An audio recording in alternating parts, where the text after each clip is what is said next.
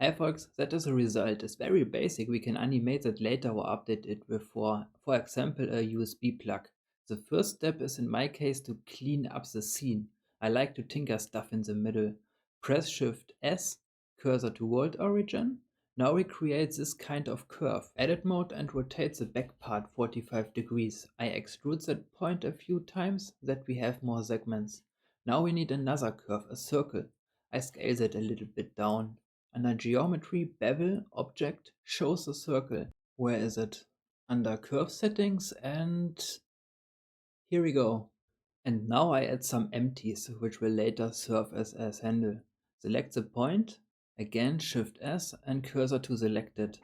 Shift A for creating a new empty, and repeat that.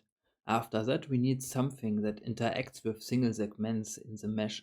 I use the hook modifier. We can also use bones, but in this simple case is it not necessary. We are now in the object mode. Select the empty and then the curve. Switch to edit mode and press Ctrl H and hook the selected object.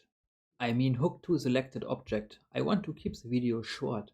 I'll cut that out. It's only repeat. Then thanks so much for watching and see you next time.